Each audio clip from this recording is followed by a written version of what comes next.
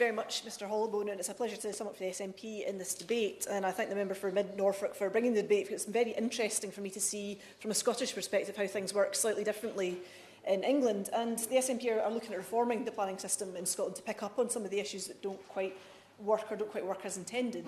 And we have ambitions for affordable housing as well, to build 50,000 affordable homes by 2021. And we've done things like the Community Empowerment Act in Scotland, which brings a community right to buy to a local community, where they can actually have some influence on what gets built in their community and how land gets used, which is really important both in an urban and a rural setting. So we have 20 proposals for revamping the planning system in Scotland, and a lot of the things that the member from Mid Norfolk spoke about action by and for communities and about putting infrastructure in place are very much reflected in those plans.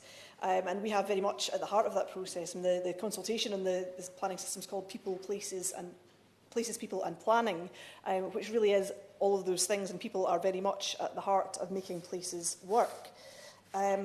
We also have ambitions within this to align our system of community planning, which has been going for some years, with spatial planning and tying those two up, and very much in the reflection of the member from Henley and the member from Mid-Sussex that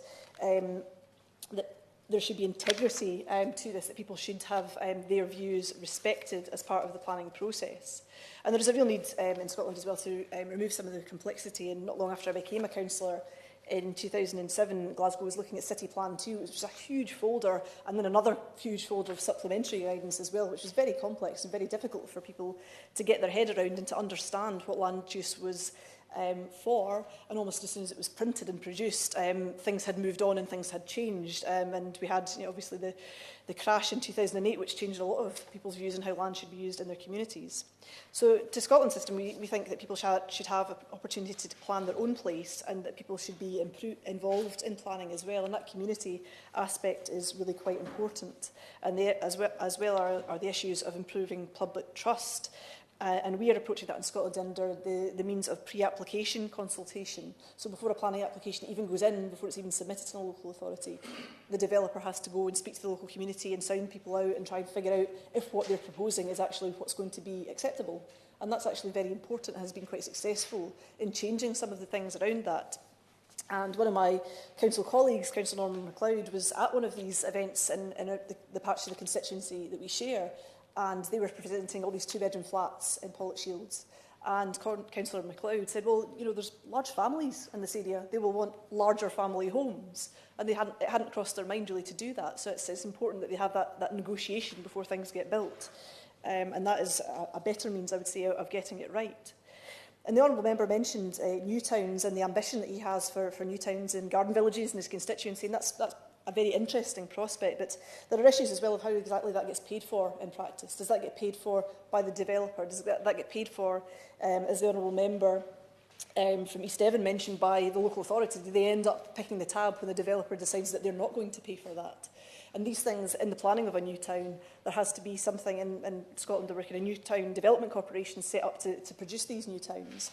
That has to be thought of very carefully before those are embarked upon, and I imagine the Honourable Member from Mid Norfolk is thinking of these things and how that can be best done, and also how to get the mix within that community as well, of private and public and schools and everything else that a community needs to flourish. And one of the things I just wanted to throw in here is where some things have failed because there hasn't been that planning put in place at the start. And there's an excellent documentary that BBC Scotland did called The Storm Which Saved the City, which is about the 1968 storm in Glasgow. And one of the things that they talked about housing in the city of Glasgow was about slum clearances and the approach that the council had taken at the time. Demolishing absolutely everything was their plan, and rebuilding from the roots. And they moved lots of people out to Easterhouse and Drumchapel and other parts of the city, but what they didn't put in was facilities. What they didn't put in was shops and pubs and social places where people could gather. And those communities still feel that very much, Mr Hollowbone, that they don't have all the facilities. And we haven't, I would say, learned enough about that, because the Commonwealth Games Village was built in Glasgow, and it was built without a school, it was built without a nursery, it was built without a row of shops. So we need to learn the lessons of where we have built new towns and what makes them successful and what makes them thrive.